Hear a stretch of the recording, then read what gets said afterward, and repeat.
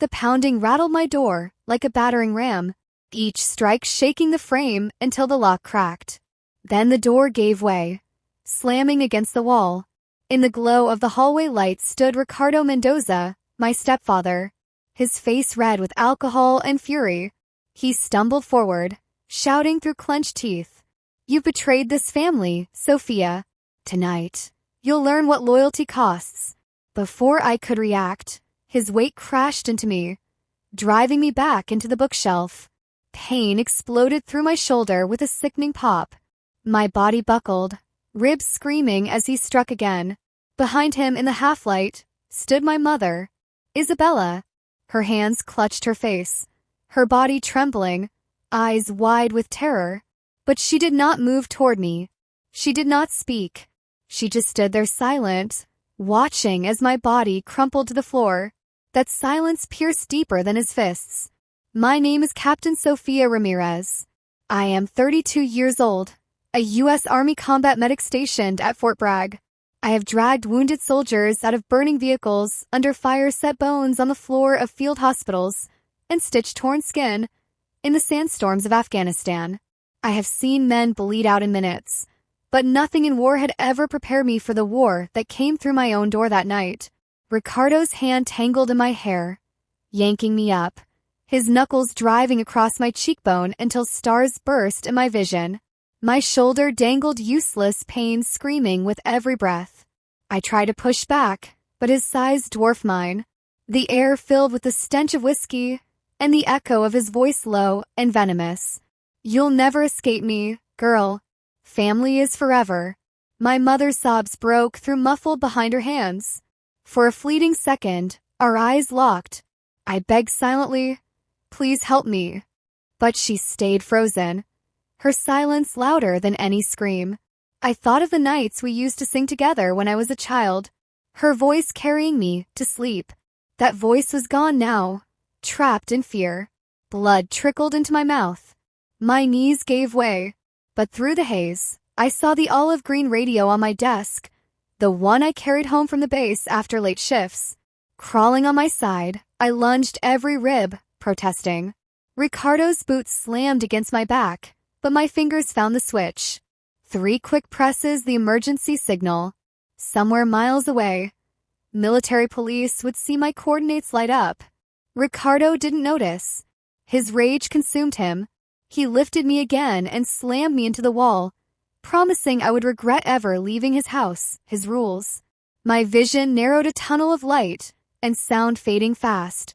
Yet beneath the roar of my stepfather's voice, I thought I heard the faint crackle of a response over the radio.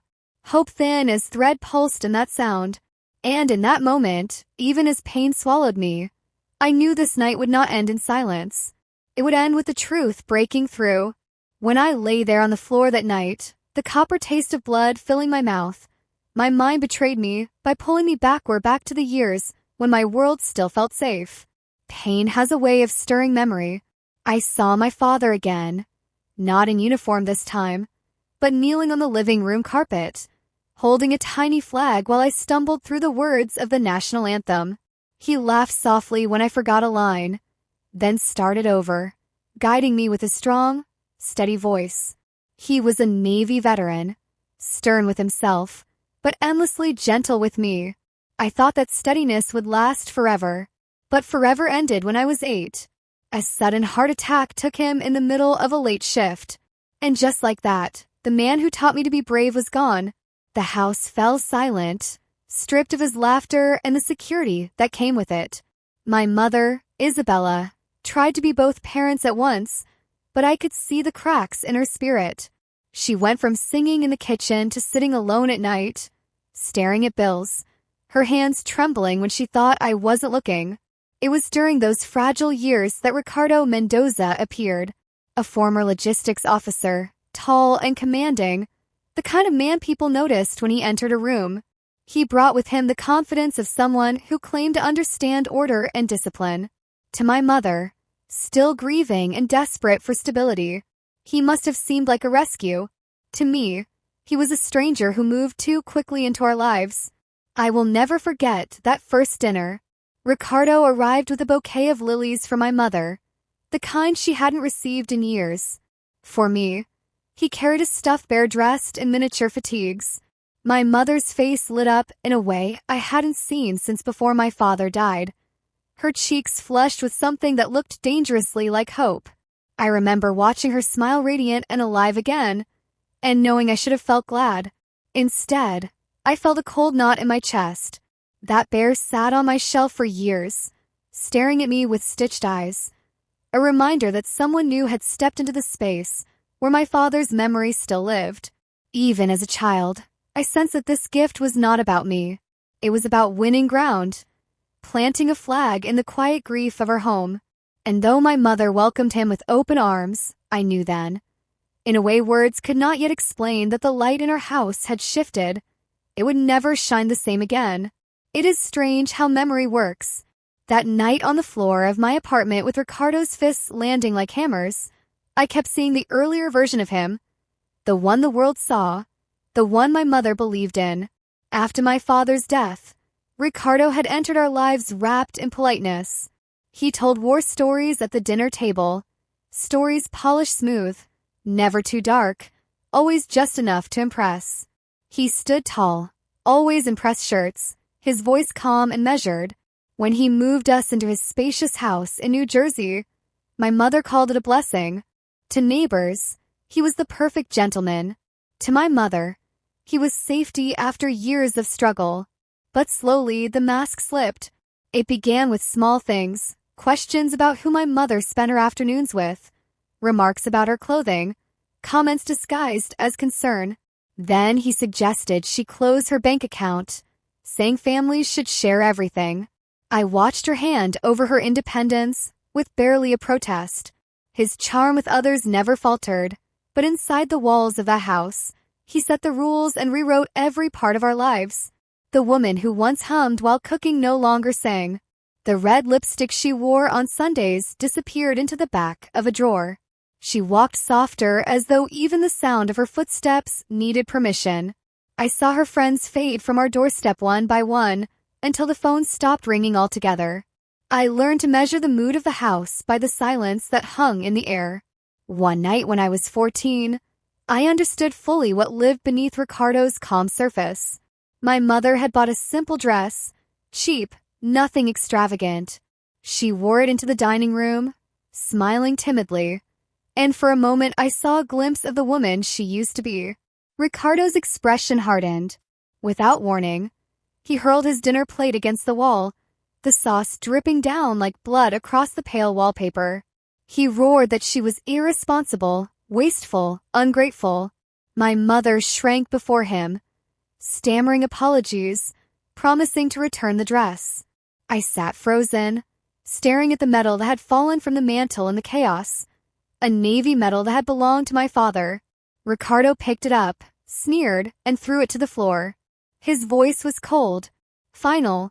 "I'm the only man in this house now."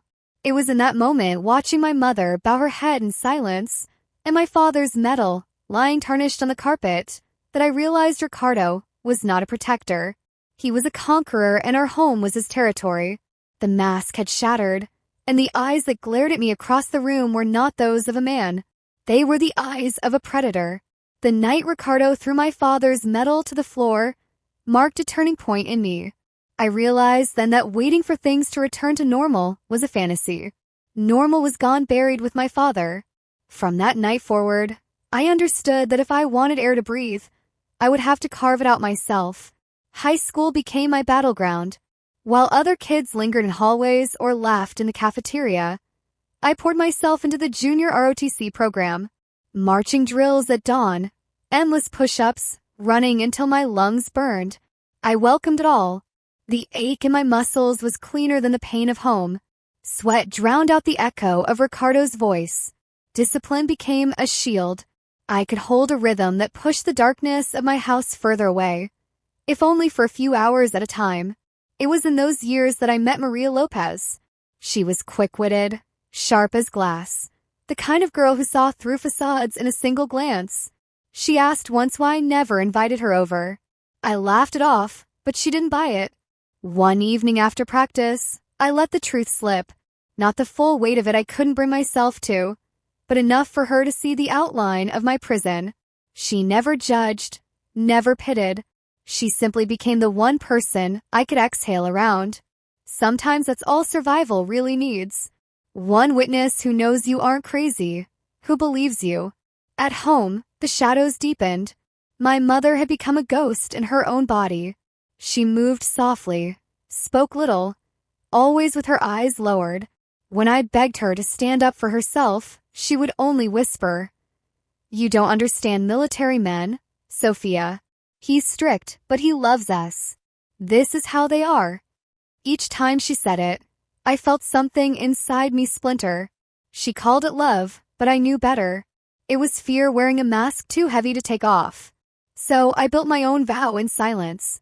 I promised myself that the moment I could leave, I would never come back. I would not vanish like my mother had. I would not let Ricardo's rules become the definition of family. My escape wasn't going to be loud or dramatic. It was going to be steady, disciplined, inevitable.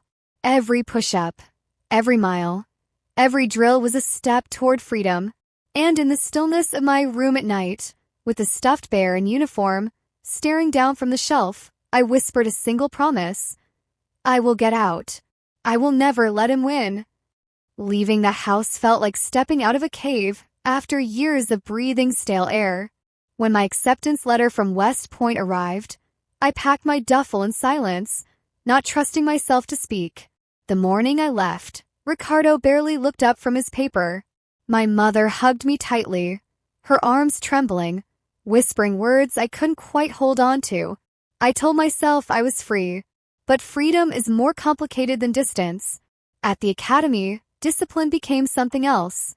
No longer a shield, but a path forward. I poured myself into every drill, every field exercise, every late-night study session until exhaustion was the only way I knew to rest. Years later, I traded cadet grays for Army greens and became a combat medic. Afghanistan taught me the kind of lessons no classroom could. I held pressure on wounds while mortars fell close enough to shake the ground. I dragged soldiers heavier than me through dust and blood-stitched, torn flesh with trembling hands that had no time to hesitate. Out there, survival was measured in seconds and sometimes in miracles. It was in that desert that I met Lieutenant Luisa Gonzalez, sharp-tongued, fearless, the kind of medic who laughed in the face of chaos. She became my anchor in the storm. And then there was Captain Javier Torres, Special Forces. He carried himself with quiet strength and steadiness that reminded me of my father. Over months of missions and nights under a foreign sky, I let myself believe I could feel more than just survival. But even halfway across the world, the ghosts followed me. Every phone call home carried the same tremor in my mother's voice. She insisted she was fine, but the pauses between her words said otherwise. Silence has a weight, and hers pressed heavy through every static fill line. I couldn't stand it. So I mailed her brochures from a military spouse's support center, numbers she could call, safe places she could go. Ricardo found them. His rage traveled faster than any bullet. One night, my phone buzzed with a message from him. "Stay out of my house. If you ever interfere again, I won't just deal with her. I'll come for you too." Reading those words in a dusty tent lit by a single lantern, I felt the war shift. It wasn't just overseas anymore. It had followed me, clawing across oceans, reminding me that some battles don't end when you leave home. Some shadows cross borders, waiting for the day you're forced to face them head-on. The threat in Ricardo's message lingered in the back of my mind, like the constant hum of an engine you can't shut off. I tried to bury myself in work in the chaos of the field, but some nights the silence of the desert only magnified his shadow. Then came the call, the one that broke me more than any wound I'd treated on the battlefield. It was late, the camp quiet, except for the distant rumble of generators. My sat phone buzzed when I answered. All I heard at first was wind and a trembling voice. "Sophia," my mother whispered as if someone might be listening. "He knows. He destroyed the house phone," he said. "If you ever reach out again, he'll kill you." I pressed the receiver so tightly my knuckles whitened. My voice cracked as I begged. "Mom, listen to me. Come to the base. I'll arrange clearance. You'll be safe here. I'll protect you. Her breath shook on the other end. I could almost see her standing at some dark street corner by a payphone, looking over her shoulder. No, baby, she said, her voice breaking like thin glass. You don't understand. He always finds us. Always. You have to live, Sophia. Just you. That's enough for me. And then she was gone. The line went dead, leaving only the hollow static of a world that had closed its doors. I sat there in the tent, staring at the shadows on the canvas walls, feeling like the little girl clutching a stuffed bear all over again, helpless, unseen. But training doesn't allow you to sit with helplessness for long. The next morning, I sought out Major Diego Hernandez, our judge, advocate general, officer. He was a man who measured his words, the kind whose calm made you believe in rules, even when chaos reigned. I told him everything my mother's call Ricardo's threats, the history that had stalked me across continents. His jaw tightened, but his eyes stayed steady. He promised to review what could be done legally, though even he admitted the reach of military law had limits when it came to a civilian stepfather stateside. Later in the medic tent, I found Luisa. She listened without interruption, then gripped my shoulder with the kind of force that said she'd already decided if Ricardo came, she'd stand in his way, too. That night, I lay awake beneath the foreign stars, realizing the cruel truth hope had flickered for a moment, only to be snuffed out by my mother's fear. But fear cuts both ways. Ricardo thought he had silenced her. What he didn't know was that her words had lit something else inside me, a refusal to remain his prisoner, even from half a world away. The night ended with red and blue lights flashing against the rain-slicked windows of my quarters, the sound of boots pounding through the hall, and Ricardo's hands finally torn from me. He was still shouting when they dragged him out, still spitting rage even as the cuffs bit into his wrists, the air ripe of alcohol and iron my blood on his skin. I sat against the wall chest, heaving ribs aching with each breath, and watched the storm inside our home finally break. But what struck me most wasn't his capture. It was my mother. Isabella stood frozen in the corner, mascara streaked down her cheeks, her body trembling. She had not lifted a hand to stop him. Even when the MPs pushed Ricardo into the hall, she clutched her shawl tighter around her shoulders, her eyes fixed on the floor. And when they asked her to testify to confirm what had just happened, she shook her head slowly. "He's still my husband," she whispered. "He didn't mean it." Those words pierced deeper than any of Ricardo's blows. For years, I had told myself she was a victim like me, trapped powerless. But in that moment, I saw something harder to accept. She had chosen silence. She had chosen him, and maybe she always would. At the hospital, as they stitched the gash above my eyebrow and wrapped my ribs, Javier arrived straight from deployment. He stood at my bedside, fury and grief battling in his eyes, his hand gripping mine, so tightly I felt the tremor in his bones. "Never again," he said, voice low but steady. "He will never touch you again." Major Hernandez visited the next day, with a folder thick with reports. Ricardo's arrest wasn't just about one night. It opened a record. Long ignored charges, buried complaints, silenced. This time the system would not look away. For once the law carried weight heavier than Ricardo's fists, and yet beneath the relief I grieved. Not for Ricardo. He was nothing but a shadow now. But for my mother, who had been standing in that corner her whole life, mistaking submission for survival. I realized then that saving her was never within my power. What I could save was myself. When I stepped out of that hospital days later, uniform crisp despite the bandages beneath the air, felt different. I was not the child who whispered promises in the dark. I was a soldier who had survived both battlefields, foreign and domestic. And as the flag outside the base snapped in the wind, I understood the truth I had been running toward all my life. Freedom was never given. It was claimed. The first thing I felt when I woke in the military hospital wasn't the bandages or the ache in my ribs.